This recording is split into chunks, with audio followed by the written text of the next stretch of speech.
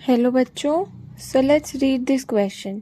Question कह रहा है among halogens the correct order of amount of energy released in electron gain enthalpy is. यानी halogens के electron gain enthalpy का order हमें बताना है।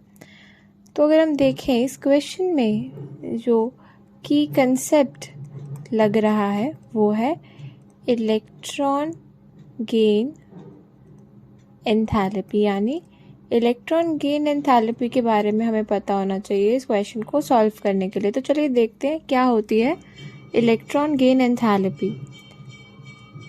It is the energy released when an electron is added in an isolated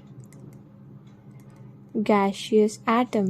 यानी एक isolated gaseous atom में जब हम इलेक्ट्रॉन ऐड करते हैं तो उस टाइम जो एनर्जी रिलीज होती है उस प्रोसेस में उसे बोला जाता है इलेक्ट्रॉन गेन एंथैल्पी। यानी ए एक गैशियस एटम है, उसमें एक इलेक्ट्रॉन ऐड करेंगे तो बनेगा ए नेगेटिव गैशियस। इस प्रोसेस में जितनी एनर्जी रिलीज होएगी उसे बोला जाएगा इलेक्ट्रॉन गेन एंथैल्पी।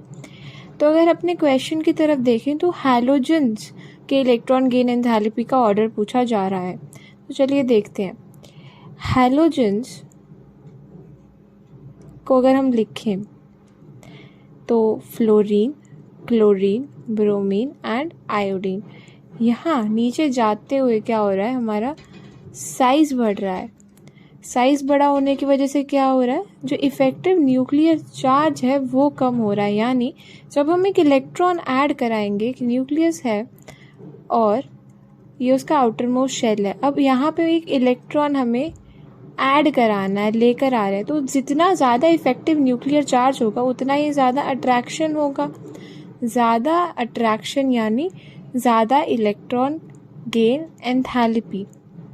सो यहाँ डाउन द ग्रुप क्योंकि इफेक्टिव न्यूक्लियर चार्ज कम हो रहा है उसकी वजह से क्या होगा, इलेक्ट्रॉन गेन एंथैल्पी भी कम होती चली जाएगी।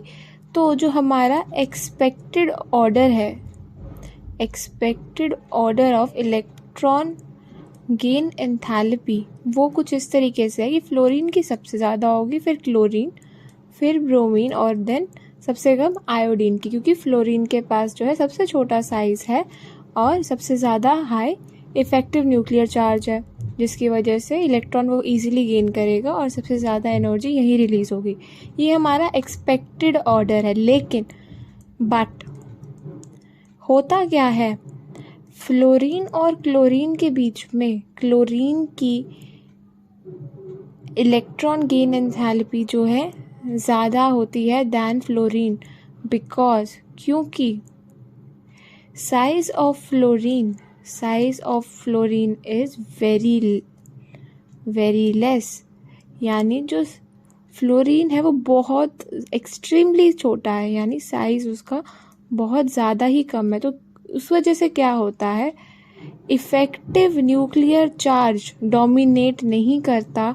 इस केस में जो है इलेक्ट्रॉन रिपल्शन वाला फैक्टर डोमिनेट कर जाता है। इलेक्ट्रॉन रिपल्शन डोमिनेट, यानी पहले से ही छोटा साइज होने की वजह से इलेक्ट्रॉन्स इतने पास हैं ताकि हम एक और इलेक्ट्रॉन जब ऐड करते हैं तो हाई रिपल्शन होता है, यानी बहुत अनस्टेबिलिटी आ जाती है, जिसकी वजह से जितना हम एक्सपेक्ट कर रहे थे कि एनर्जी रिलीज होगी उतनी नहीं होती है, जिसकी वजह से क्लोरीन का जो इलेक्ट्रॉन गेन एंथैल्पी है वो फ्लोरीन से ज़्यादा आता है। तो अगर हम देखें, यहाँ लिखते हैं एक्सपेरिमेंटल